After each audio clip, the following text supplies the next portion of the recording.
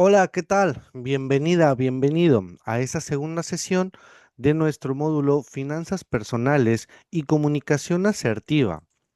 El día de hoy estaremos abordando temas relacionados con la unidad 2, donde precisamente nos enfocamos al reto 3 y el reto 4.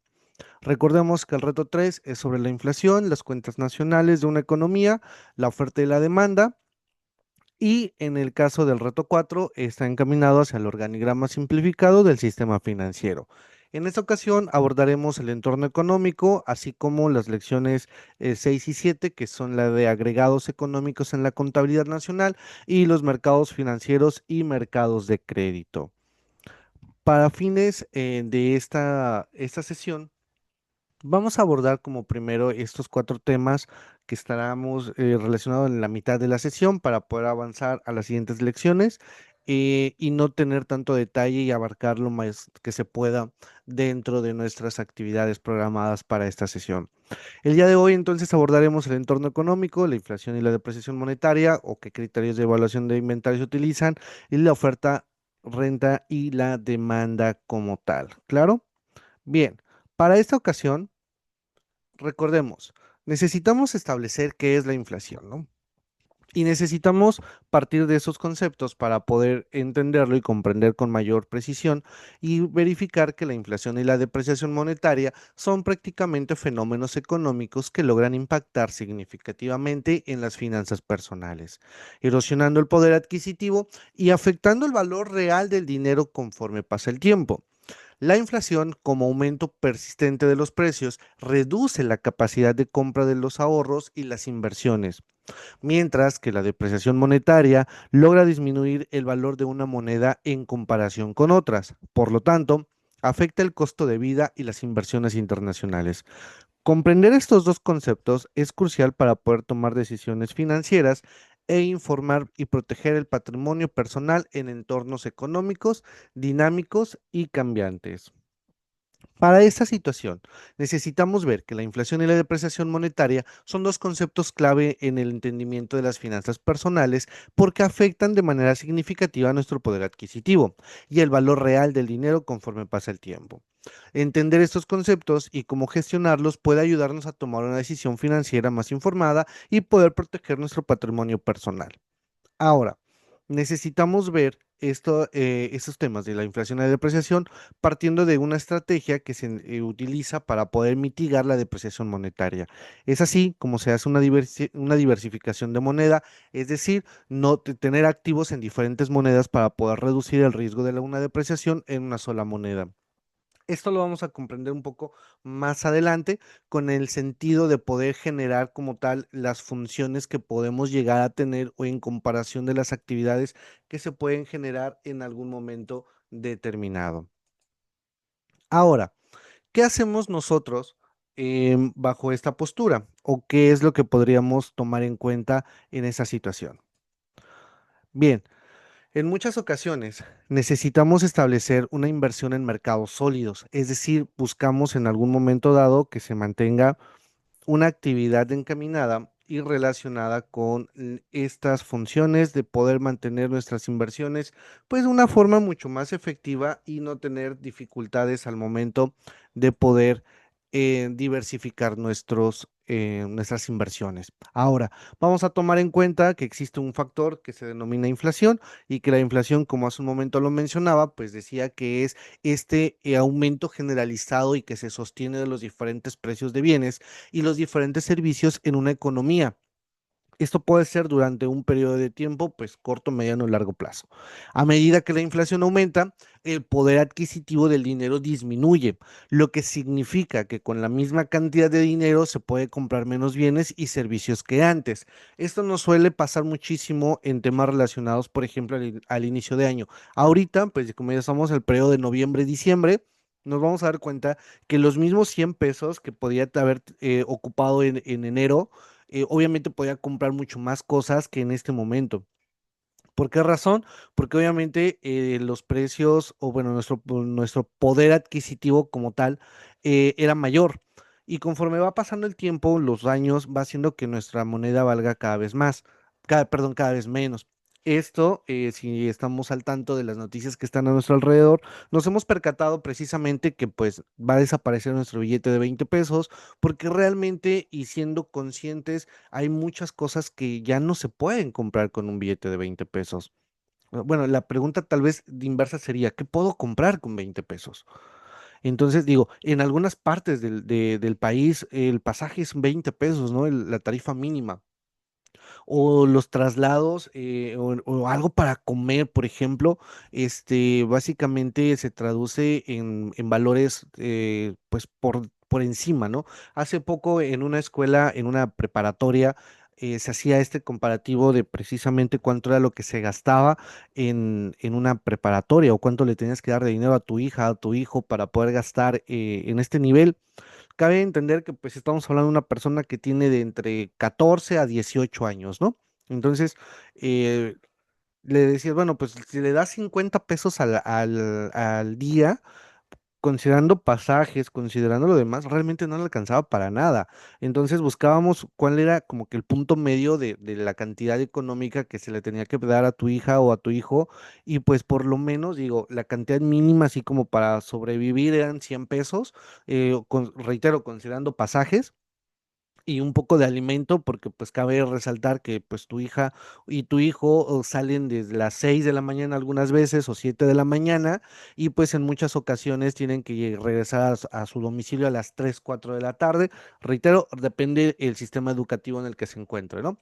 Pero en ese sentido, pues sí, las cosas cada vez van siendo mucho más costosas de compra, de poderlas adquirir y obviamente pues eso hace que las cosas perdón, que nuestro dinero conforme pase el tiempo, pues vaya perdiendo este poder adquisitivo y a este fenómeno se le denomina inflación. Ahora, ¿cómo afecta directamente la inflación o cómo impacta las finanzas personales? ¿O realmente qué tanto me logra afectar?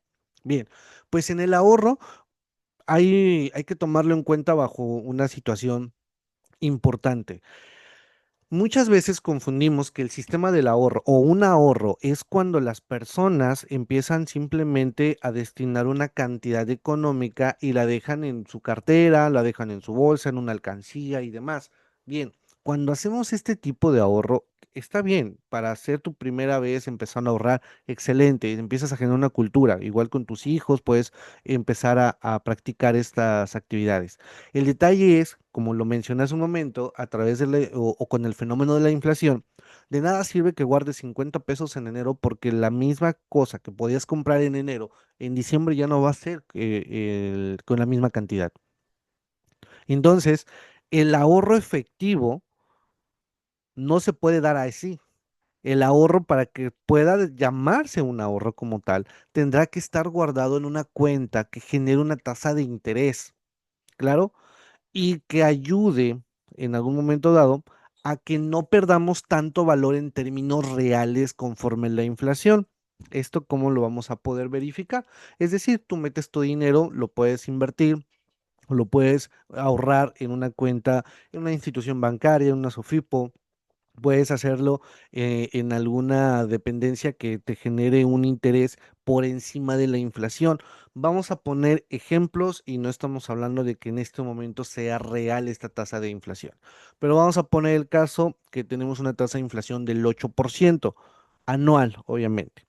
Y entonces nosotros queremos invertir o guardar nuestro dinero en una cuenta del banco y que nos está generando un rendimiento del 4%, de manera automática, de nada sirve que ahorres los millones de pesos porque en lugar de generar un beneficio estás perdiendo valor de tu dinero. ¿Claro? ¿Y por qué estás perdiendo? Por algo tan simple y tan básico. ¿Cuál es? Pues que el dinero como tal está perdiendo su valor porque conforme la inflación el porcentaje es más alto, es del 8% la inflación y tú estás teniendo un rendimiento del 4%. No vamos a quemar a ningún banco, pero pues la mayoría de la banca tradicional tiene ese tipo de tasa de interés que obviamente se vuelve más complicado generar un ahorro y pues nuestras primeras experiencias se vuelven complicadas porque no entiendo al 100%, pero pues gracias a esta información obviamente nos ayuda mucho más a comprender y entender cómo poder invertir de forma oportuna. Ahora, Entonces, bajo esta postura, nuestras inversiones siempre tienen que buscar que superen la tasa de inflación para que disminuya esa pérdida del poder adquisitivo. Si mi inflación está marcada en un 8% anual, pues entonces por lo menos buscar una inversión que me dé una tasa de interés del 8%.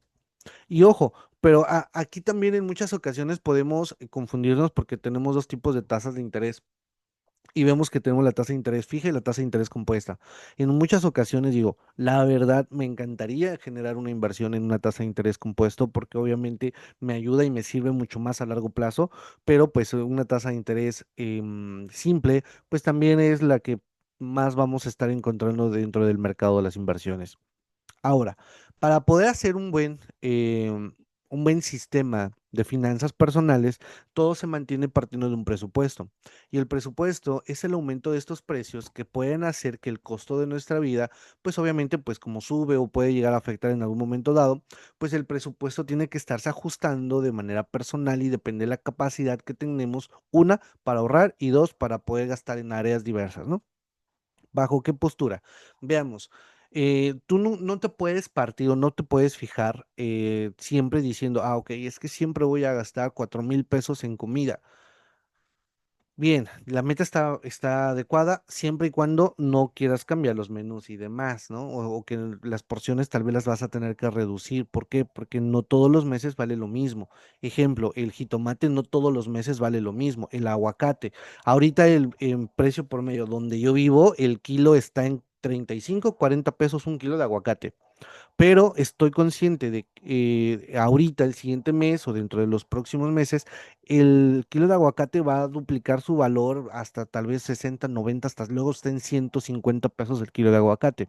Entonces, obviamente, pues no voy a comparar o no voy a considerar que mi presupuesto siempre lo voy a partir de que de enero a diciembre el kilo de aguacate lo voy a comprar en 30 pesos, cuando no va a ser así.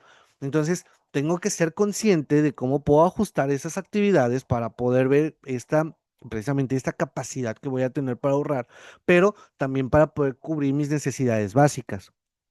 Ahora, en esta situación, vamos a necesitar considerar que nuestras deudas son un factor clave, porque muchas veces no tomamos en cuenta la deuda como parte de nuestros gastos fijos y eso hace que obviamente nos desajuste enormemente.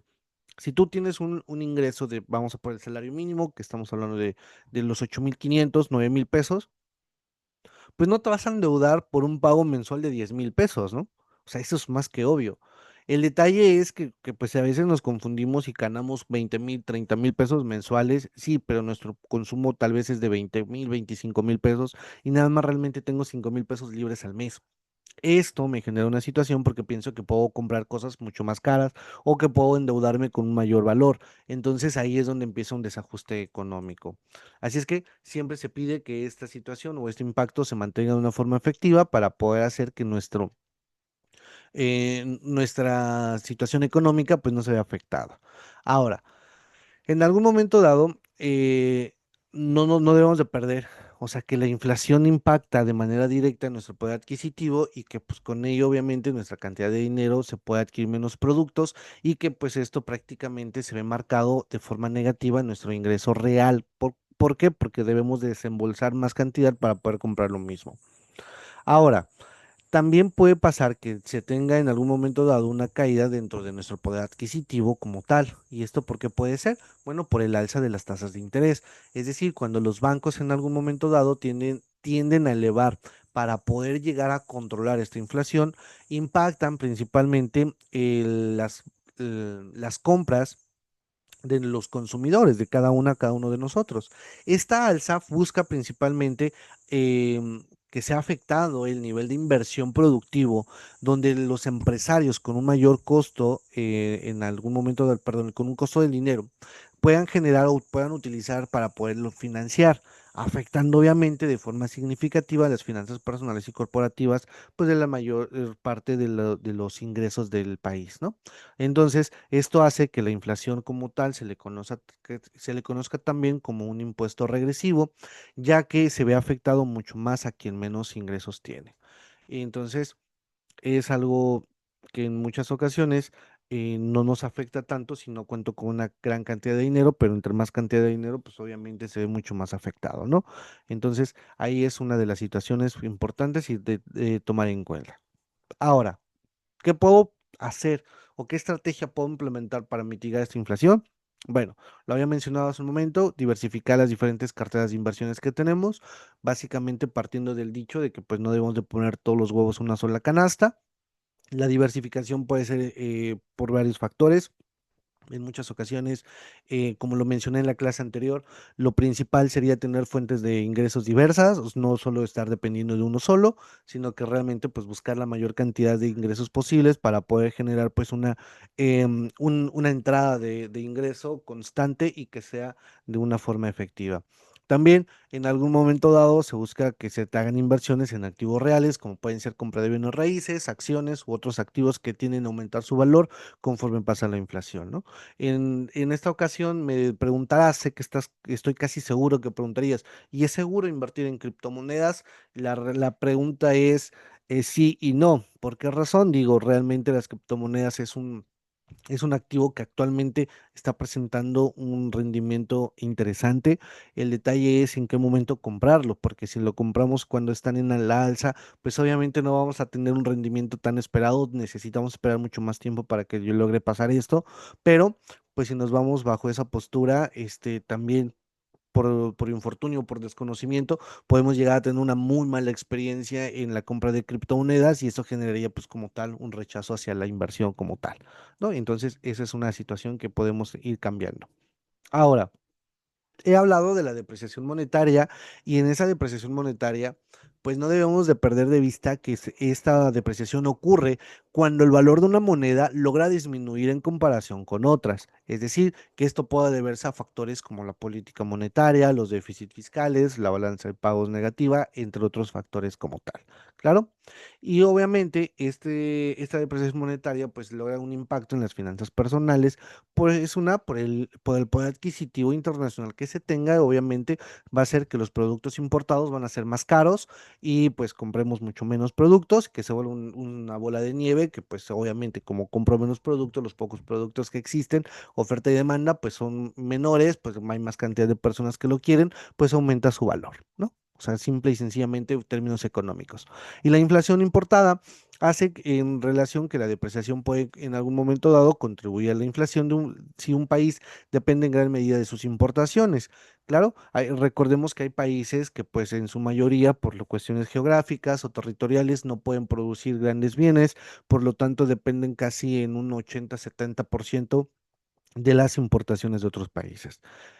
También, obviamente, puede afectar toda la depreciación monetaria, pues en nuestras finanzas personales, como son las deudas en moneda extranjera.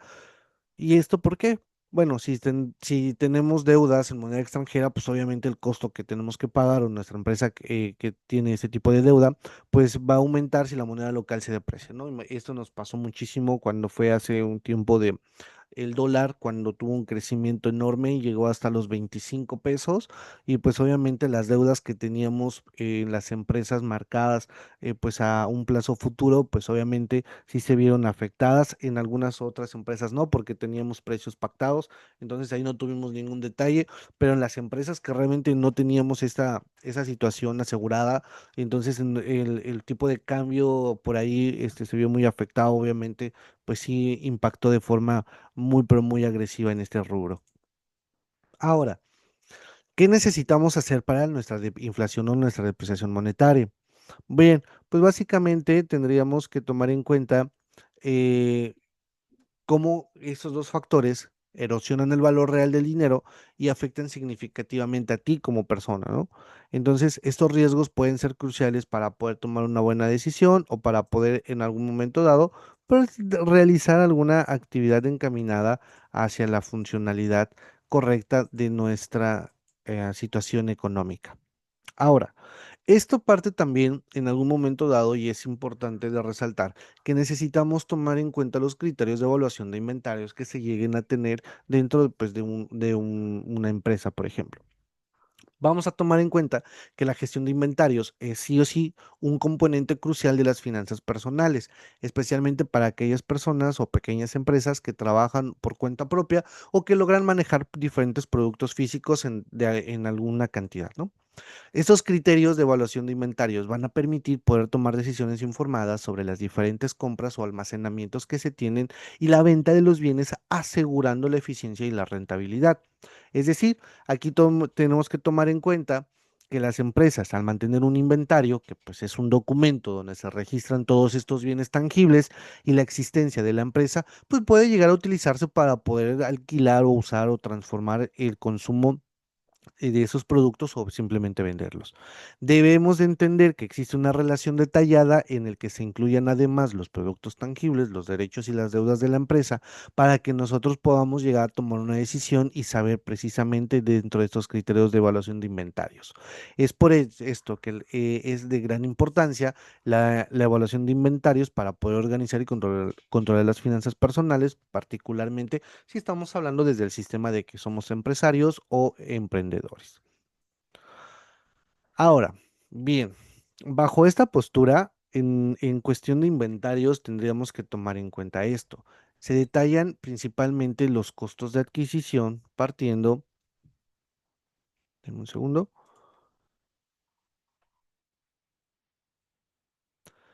Aquí donde tenemos en cuenta que los costos de adquisición sí o sí van a ser funcionales, principalmente porque de ello depende el precio pagado por los bienes, donde se incluyen los diferentes gastos asociados a las compras, como pueden llegar a ser transportes, aduanas, impuestos, etcétera, y que esos impactan directamente en el precio final del producto. Ahora, esto genera en la importancia como tal que determina el capital invertido de inventarios y que va a impactar en el costo de venta como tal. Es decir, nos afectará directamente a la rentabilidad. ¿Qué puedo hacer en este caso para mantener un costo de adquisición efectivo? Pues vamos a poder negociar diferentes precios de compra y condiciones favorables con los proveedores para poder llegar a aprovechar los diferentes descuentos por volumen o por pagos anticipados como tal. Y así evitar precisamente que el costo de venta sea mucho más alto y que nuestra rentabilidad sea mucho más funcional y práctica para cada una y cada uno de nosotros. No debemos de olvidarnos que pues la evaluación de los inventarios siempre se mantiene bajo un método los más comunes de utilizar, que es PEPS, WEPS o costo promedio. Recordemos que PEPS, primeras entradas, primeras salidas, WEPS, últimas entradas, primeras salidas, y el costo promedio, pues básicamente se calcula con base al promedio de todos los bienes disponibles para la venta. ¿Cuál es la importancia de utilizar un sistema de inventario o una valoración correcta de este inventario? Pues es que podemos afectar el costo de los bienes vendidos y por lo tanto la utilidad neta que se tiene dentro de nuestro sistema. Ahora, esto genera un impacto en el valor de los activos, en el balance personal o empresarial. Y la estrategia que debemos de buscar para poder mitigar este tipo de situaciones es elegir el método que pues mejor refleje la realidad económica y fiscal.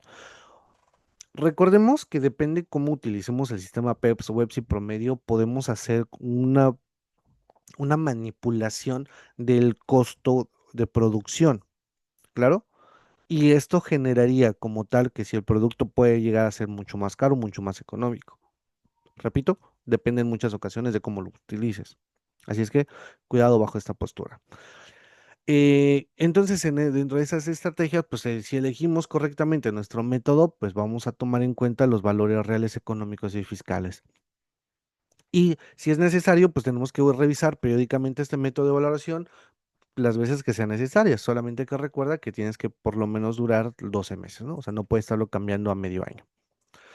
Esto nos conlleva a generar como tal una rotación de inventarios, es decir, que mida la frecuencia con la cual se puede vender y responder un inventario en un periodo específico, manteniendo, por ejemplo, la rotación de inventarios, que partimos de un costo de venta entre los inventarios promedios, dándonos como resultado, pues esta rotación, o sea, que nos da en promedio en días como tal, para poderlo establecer en algún momento dado y saber cuánto tiempo tenemos para poder dar una rotación completa a nuestro inventario, desde que llega hasta que se vende cuánto tiempo ha pasado.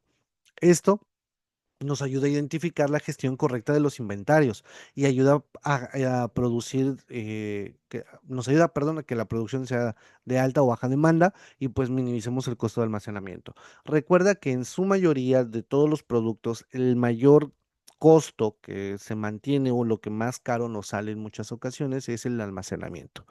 Y sobre todo porque pues aquí en el almacenamiento es donde mayormente se generan las pérdidas o los desperdicios o la merma, como lo quieras ver. ¿Por qué? Porque recuerda que pues aquí se puede dañar el producto, se puede quedar obsoleto o simplemente pues se puede desaparecer. ¿Qué estrategias se pueden aquí usar? Pues bueno, buscamos optimizar los inventarios, para poder aumentar una rotación correcta y pues analizar las mezclas de productos de acuerdo a su rotación, ¿no? Para poderlo tomar en cuenta de una forma mucho más efectiva. Ahora, los costos de mantenimiento, como les decía, pues obviamente afectan la rentabilidad y esto marca pues una pauta para poder balancear de forma correcta el stock que tenemos, que sea de forma suficiente, pero pues también que no exceda porque pues eso generaría en algún momento dado que tengamos un problema o desembolso económico mucho más elevado. Por eso, como una estrategia, siempre se busca implementar un sistema de inventarios el justo a tiempo para poder reducir costos de almacenamiento, ¿no? Y de hecho, es por esa razón, actualmente digo, vamos a entrar al sistema económico del Buen Fin, pero recuerda que es de suma importancia en todo momento poder comprar las cosas de una forma mucho más oportuna, como lo pueden llegar a hacer en ese sistema. Por ejemplo, que tú tengas en algún momento dado el las compras en línea a que tengas unas compras marcadas directamente en tienda. Resulta que cuando compramos en línea es mucho más barato que cuando compramos en línea y perdón, en tienda física, porque pues, resulta que la tienda física tiene que pagar personal, tiene que pagar almacenamiento, rentas, etcétera. Y si lo compramos directamente de bodega, pues ya no se ahorran todo este proceso y llega directamente a tu domicilio, ¿no? Entonces, obviamente hace que se reduzca muchísimo este costo de mantenimiento, manteniendo pues obviamente la satisfacción de ambos en ambos sentidos. Y pues bueno, no olvidemos que pues como lo mencioné hace un momento, pues los productos pueden llegar a ser obsoletos, ¿no? O pueden ser deteriorados por varios factores. A pesar de que le des un constante mantenimiento, le des una rotación y demás, pues sabemos que los productos muchas veces se logran dañar y los que hemos trabajado en almacén sabemos que pues depende del almacén que sea, pero pues en su mayoría hay invitados no muy queridos, ¿no? Como tal, como pueden llegar a ser algunos roedores. Entonces, bajo esta situación, pues es importante tomar en cuenta todos estos elementos. Bien, no perdamos de vista que todo esto influye, depende de la oferta y la demanda que se llegue a tener, pero también es la renta que se puede establecer. Es decir, que estos tres elementos como conceptos fundamentales juegan un papel fundamental en la finanza personal. ¿Por qué? Porque entender cómo funciona y cómo se interrelacionan cada uno de ellos puede ayudar a tomar una buena decisión o generar una estrategia para gestionar los recursos financieros. Recuerda, a mayor cantidad de productos disponibles en el mercado, va a ser los precios mucho más baratos. Pero si existe una menor cantidad de productos disponibles en el mercado, eso va a generar que tenga un precio mucho más elevado. Claro, así es que en muchas ocasiones hay que saber simplemente cuándo comprar y cuándo vender como tal, ¿no?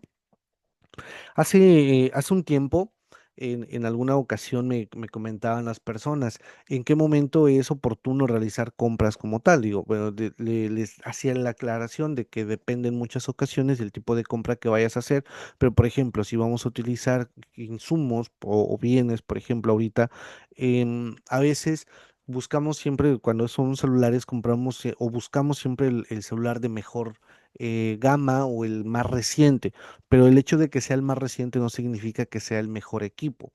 Muchas ocasiones puede ser que un celular de gama una generación o dos generaciones abajo pueden tener el mismo rendimiento que uno nuevo, pero el costo es mucho más económico que del que se encuentra en la actualidad. Claro, reitero, pues en muchas ocasiones dependerá también para qué lo quieres utilizar o la forma y la esencia de que requieras de en esta función. Ahora, ya para finalizar como tal, pues no perdamos que la oferta se refiere a la cantidad de bienes o servicios que le están los productores dispuestos a vender en un determinado precio en un periodo específico, como tal, ¿no? Y la renta es el ingreso que una persona percibe de todas las fuentes de ingresos, incluyendo salarios, intereses, dividendos, alquileres y otras formas de ingreso, para poderlos entender y mucho más simple, ¿va? Entonces, no lo pierdas de vista. Eh, y pues también tomaríamos en cuenta como último concepto que la demanda pues la cantidad de bienes o servicios que los consumidores están dispuestos o que somos capaces de poder llegar a comprar en diferentes precios en un periodo determinado. Claro, algunas veces pueden ser más caros, veces pueden ser más económicos, pero al final del día es la cantidad de veces que estamos dispuestos a comprar. Entonces, estos elementos se consideran como un factor clave y esencial para poder generar nuestros elementos mucho más funcionales. Bien, ¿qué hacemos en el reto 3? Bien, pues en el reto 3 tenemos que establecer precisamente la inflación, cómo lo tenemos que abordar. Debemos de participar en este foro y no perdamos de vista que en el foro debemos de hacer estas contribuciones principalmente partiendo de cómo afecta la inflación a los diferentes segmentos de la sociedad y qué medidas se pueden tomar para poder mitigar estos impactos a nivel personal y comunitario, y también poder ver en qué escenarios de la depreciación monetaria, cuáles serían las principales estrategias para proteger las finanzas personales y poder mantener el poder adquisitivo, y cómo pueden los jóvenes y futuros profesionistas preparar para poder enfrentar la inflación y la depresión monetaria en sus vidas personales y profesionales. ¿Claro? Así es que esos elementos son abordados dentro de nuestro foro, y una vez que tenemos, pues bueno, partimos de nuestro reto 3 con la segunda parte, que pues ahí debemos de concluir después de poder aportarlo, a redactar la reflexión. No lo olviden, es muy importante redactar esta reflexión sobre estos aspectos importantes que hemos mencionado y poder concluir cómo afectan esta inflación. ¿Claro? Esas tres preguntas que abordamos en el foro van a ser necesarias e indispensables de poderlas manifestar aquí también. Y pues bueno, al final del día genera una conclusión. Bien, pues esto es encaminado hacia nuestro reto 3 y pasamos directamente a nuestro reto 4, donde en el reto 4 solamente tendríamos que abordar precisamente del organigrama simplificado del sistema financiero mexicano. Aquí obviamente les agradezco muchísimo por su gran creatividad que tienen y poseen para poder diseñar correctamente ese organigrama. No, no te olvides, el organigrama puede ser con el esquema que tú quieras, obviamente siempre y cuando tenga una relación y una estructura interesante de poderlo establecer, ¿va? Pero aquí debemos de ver cuáles son este organigrama simplificado del sistema financiero mexicano, tomando en cuenta pues en todo momento pues los diferentes niveles jerárquicos para poderlo hacer de forma correcta. Considerando también las lecciones que marcan de los agregados económicos y la contabilidad nacional, que pues ya hemos abordado en gran parte, y la última lección que son los mercados financieros y el mercado de crédito, donde precisamente tendríamos aquí, tendríamos que tomarlo en cuenta. Dame un segundo, aquí está, perdón. Donde marcamos precisamente en algún momento dado, pues la inversión y crecimiento de nuestro patrimonio, así es como la influencia en el costo de nuestra vida y la diversificación del riesgo. La diversificación del riesgo lo hablé muchísimo en la primera sesión, y pues bueno, cómo es que podemos llegar a tener en algún momento dado el acceso a los créditos. Aquí parte de muchos tipos de créditos, ¿no? Y para ello los invito a la última sesión, porque tenemos una sesión donde abordamos precisamente elementos de cómo poder utilizar el crédito a nuestro favor, ¿no? Es decir, cómo aprovechar al 100% el crédito y cómo financiarnos en un sistema oportuno. No estoy hablando de que vamos a hacer algo malo, algo indebido, no, simple y sencillamente es aprovechar las oportunidades que tenemos a nuestro alrededor. ¿Claro? Como lo mencioné en la primera sesión, simple y sencillamente hay que saber utilizar el dinero. Trabaja con el dinero de los demás para que tu dinero te genere una inversión, ¿va? Entonces, eso lo aclaramos y lo especificamos con mayor énfasis en la última sesión. Ahora, en este punto y en este rubro no debemos de perder de vista que, pues al marcar todos esos elementos de nuestro mercado financiero, pues tendríamos que tomar en cuenta nuestra banca comercial. Y en la banca comercial, para ello que hacemos nuestro esquema, Tenemos que entender que existe la banca comercial que nos proporciona diferentes servicios bancarios tradicionales, como pueden ser cuentas de ahorro, préstamos o tarjetas de crédito y servicios de pago. Reitero que es aquí donde les digo en la tercera sesión cómo poderlo aprovechar de una forma mucho más efectiva. Y esto pues va a facilitar nuestra gestión diaria del dinero. Ahora, recuerda que con la nueva evolución y procesos tecnológicos estamos en periodos de transición para que el dinero se convierta en 100% digital y estemos dejando de utilizar el dinero físico. Claro, entonces es cada vez más común que tengamos oportunidades de utilizar nuestras tarjetas de débito, crédito digitales que todavía utilizarlas de manera física. Entonces, mucho cuidado en este punto. Pero también vamos a entender que existe el mercado de valores, que aquí pues incluye la Bolsa Mexicana de Valores, como otros mercados donde se pueden negociar bonos, acciones y otros instrumentos financieros, ¿no? Aquí es donde se ofrecen principalmente oportunidades de poder invertir, tanto para empresas que en algún momento dado pueden buscar financiamiento, como tanto para ti que en algún momento dado quieres o tienes una capacidad económica y quieres invertir y generar una mayor inversión como tal, ¿va? No perdamos de vista en este rubro. Y después, pues tenemos las instituciones de crédito y préstamos, que pues aquí serían varias, ¿no? Que vamos a tener, como pueden ser bancos, cooperativas de ahorro y crédito u otras instituciones que ofrecen préstamos personales, hipotecarios y empresariales, ¿no? Recuerda, y acá quiero que te lleves claro que no es lo mismo un banco que una SOFIPO, ¿no? Son completamente diferentes, o entonces aquí sí tenemos que ser conscientes de ello y que no tienen la misma regulada, no tienen las mismas regulaciones. Sin embargo, pues sí es importante que sepamos que pues con quién podemos financiarnos de forma correcta. Y bien, pues con esto casi estamos por finalizar, pero quiero aprovechar este espacio si tienes alguna duda el día de hoy, Gabriela. Ninguna duda, profesor. Muy buena cátedra. Muchas gracias, Gabriela. Entonces, pues bueno, básicamente con eso estamos haciendo, y digo, es un resumen de lo que tenemos a nuestro alrededor para que podamos saber y comprender precisamente todo lo que conlleva dentro de estas funciones, ¿no? Para poder finalizar y poder despedirnos en esta ocasión, todo esto como tal se denomina bajo una educación financiera, que sí o sí la educación financiera es una parte fundamental, porque muchas instituciones financieras ofrecen programas de esta educación, pero muchos no lo tenemos a nuestro alrededor. Y ustedes como futuros contadores, sí o sí tienen que estar conscientes y estando educándose constantemente de estos elementos financieros para poder ayudar en su momento a sus empresas o ustedes en sus emprendimientos. Entonces, siempre que tengan oportunidad, participen en talleres de educación financiera que sin duda alguna nos van a servir muchísimo porque una actividad financiera es un instrumento en el cual podemos contratar en algún momento dado una cantidad económica que nos puede servir para pues varios factores, ¿no? Pero pues un buen financiamiento es cuando lo usamos para poder generar un retorno de inversión, pero si lo utilizamos para un gasto, entonces no está de forma correcta. Por ahí vamos, reitero, en la siguiente sesión es una invitación cordial para que estén y nos podamos enfocar directamente a esta actividad. Pues bueno, por el momento, si no hay ninguna duda, me despido. Que tengan un excelente fin de semana. Nos vemos en una siguiente sesión y que pues sigan continuando trabajando con las actividades encaminadas hacia poder finalizar nuestro curso de finanzas personales y comunicación asertiva en el tiempo y cumpliendo con los objetivos deseados. Por el momento sea toda mi parte. Que tengan un buen fin de semana. Hasta la próxima. Hasta luego, gracias.